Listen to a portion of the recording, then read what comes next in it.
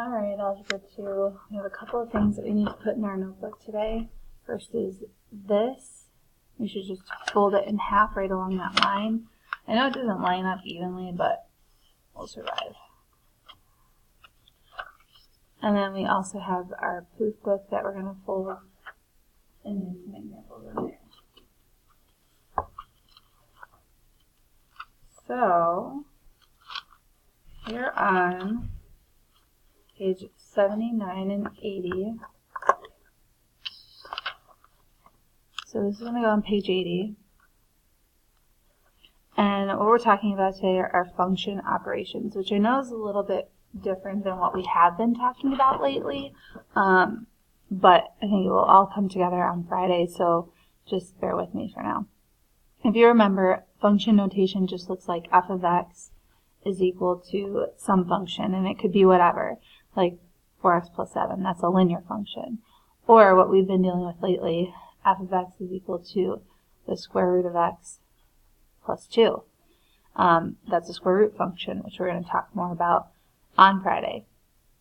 And when we have multiples of these, I really should name them another way, so I'm not going to name that one f of x, I'm going to name that g of x. When we have multiples of those, we can do different things with them, like add, subtract, multiply, divide, and do this composition thing. So we're going to look at what the addition looks like first. So if I'm going to add, and it can be written one of two ways. So f plus g of x really just means add the function f of x and add the function g of x. And so we have those functions right there. So that would just look like, okay, we got f of x plus g of x. Well, f of x is 4x plus 7. G of x is square root x plus 2. And then if we have any like terms that we can combine, we should. So I think we'll just have 4x plus square root x plus 9. Then the one thing we have to be careful about, though, is our domain. Because this is a new function, and domain talks about the x's that we're allowed to plug into this new function. And because there's a square root right here, there are some things that we can't take the square root of, like negative numbers. So your domain for this new function would have to be x is greater than or equal to 0. Because I can plug in 0 there, and I can plug in numbers that are bigger than 0, but I can't plug in numbers that are smaller than 0 because they're negative, and I can't square root them. Okay, let's try a few others. So we have subtraction, where we just do f minus g of x, or f of x minus g of x. Now, that's not any harder, really, other than the fact that the second one you have to remember to subtract the whole thing. So we have 4x plus 7 minus all of g of x, which is the square root of x plus 2. And so really we're going to have to distribute that negative. So final answer will have 4x, and then this is going to be 7 minus 2, and then minus the square root of x, so plus 5. And the same thing, as far as my domain goes, because I still have that square root function, x has to be greater than or equal to 0. Okay, moving right along. Multiplication. We can write it as f times g of x, which really just means f of x times g of x. So if I have that, f of x times g of x, we take our f of x. And the nice thing about multiplication is it doesn't really matter what order we go in. The same thing is true for addition, because they are commutative. You can multiply or add in any order. Subtraction, though, we have to be careful because the second one gets the negative rather than the first one. So anyways, I'm multiplying two binomials, so here I'm going to have to FOIL. So 4x times square root of x is going to be 4x root x. 4x times 2 is going to be 8x. 7 root x. And then 14.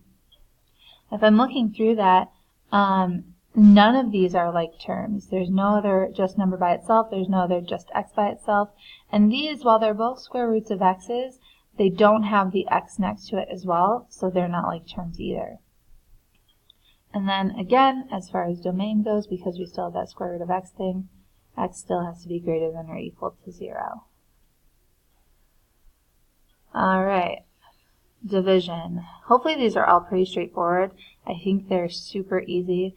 The last one, composition, is the one that we might have to work with more tomorrow. So division.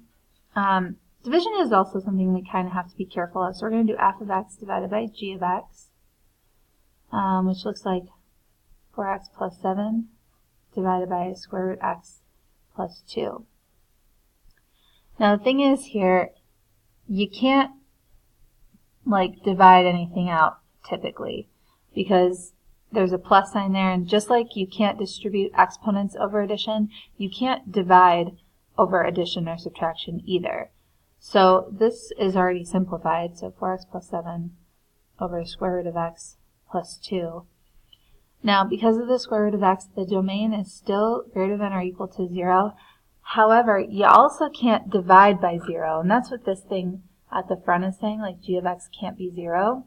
So you have to think about what would make that denominator 0, and you don't have to just think it, you could figure it out.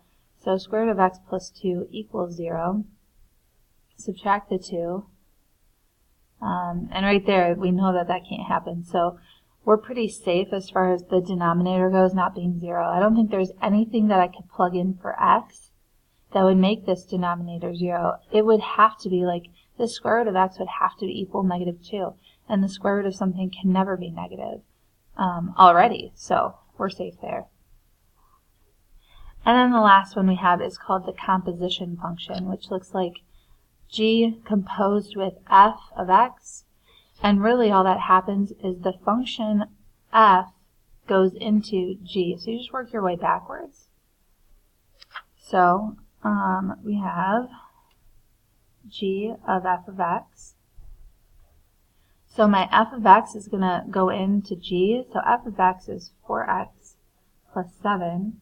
And then the g function, I take and put this in 4x. So my g function was the square root of x, but now x is the f function, so 4x plus 7. And then we have plus 2. And we can't really simplify anything there, so that's our final answer. We can't have this be negative again, so we have to figure out what would make that negative. So I would set that equal to 0 and solve, so we square both sides. 4x plus 7 equals 0. So we're going to subtract 7 and divide by 4.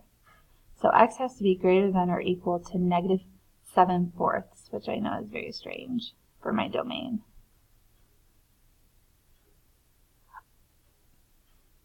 Okay, so in our proof book, we have the same sort of thing going on all throughout here. So I'll let you guys try these, and if you can't or you run out of time or whatever in class, we can discuss them tomorrow. I will have the answers though, so you can check them. Good luck.